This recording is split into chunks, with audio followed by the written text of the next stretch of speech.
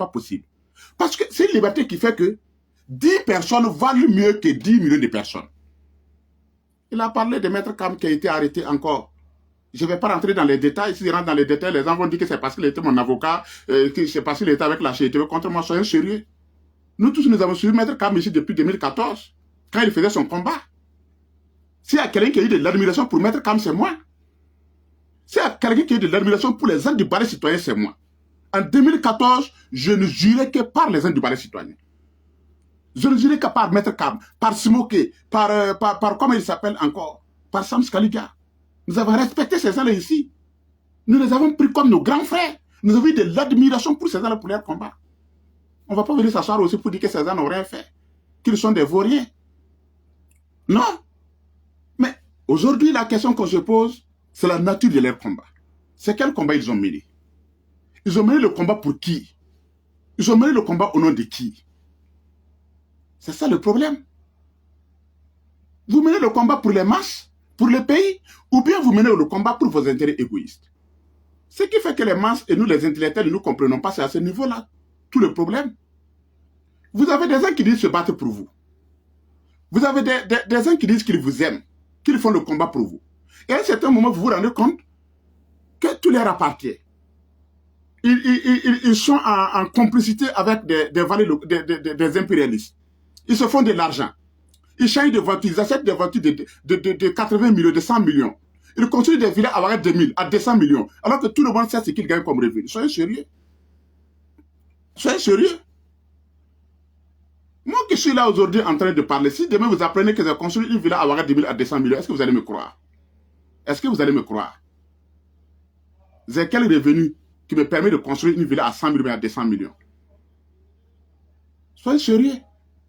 Donc, là encore, c'est un autre problème. Des gens se sont proclamés saints. Des gens ont eu la sympathie, l'admiration des gens pour faire un combat. Mais en réalité, les gens se sont rendus compte que c'est de la traîtrise, c'est de la trahison. Et vous ne pouvez pas trahir les gens pendant 10 ans, pendant 15 ans, non. Ces gens, nous les avons respectés ici. Donc, je viens aux acteurs de la société civile. Il dit que non, les acteurs de la société civile ont été enlevés, ont été arrêtés. D'abord, s'il y a un milieu corrompu ici au Burkina Faso, c'est la société civile. Il n'y a pas un milieu plus corrompu ici au Burkina Faso que la société civile. Pourquoi chacun veut créer son OSC? Pourquoi? Regardez ce qui se passe au niveau de la société civile au Burkina Faso. Il y a des gens qui ont vite compris que la meilleure façon d'avoir de l'argent, c'est d'être acteur de la société civile. C'est ça.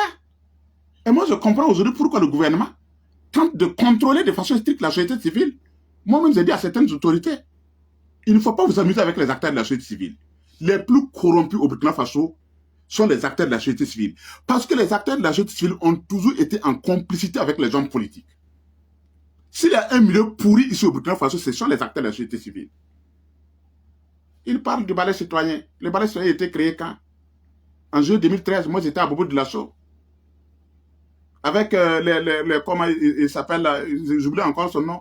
Quand on crée le balai citoyen à Bobo de Lasso, ils sont venus me voir. Moi, j'ai commencé ma carrière d'écrivain et de fréquenter l'Institut français. Il y avait Suleiman Piga, Ouedrao qu'on rencontrait là-bas. Il y avait celui, j'oublie le jeune homme qui était à Bobo, qu'on s'est rencontré là-bas.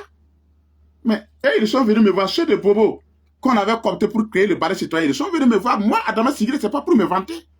Pour me dire si je pouvais les joindre, pour qu'on a, parce que les Simoké et les Sam Skaliga ont décidé de créer le balai citoyen. Et ils étaient venus nous voir. Pour que je m'adhère, pour qu'on lance le balai citoyen. Moi, je leur ai dit que moi, je suis jeune et que je suis en train de... Et vous m'excusez parce qu'il y a eu une erreur qui a été faite. De toute façon, on va résoudre ça. Je leur ai dit que je suis jeune et que de toute façon, moi, je suis en train de lancer ma carrière d'écrivain et que je ne peux pas m'adhérer à une structure de la société civile. C'est ça.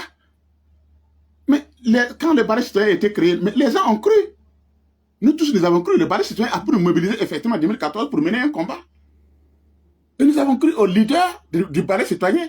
Mais après, quel a été le comportement des acteurs même du balai citoyen? Ce n'est pas parce que vous avez fait un combat pour chercher Blaise Compaoré que le pays vous appartient. Soyez sérieux. Soyez sérieux. Ce n'est pas parce que vous avez fait un combat pour chercher Blaise Compaoré que le pays doit tourner autour de vous. Vous avez vu ce qui s'est passé en 2013, ou en 2023 ou en 2024,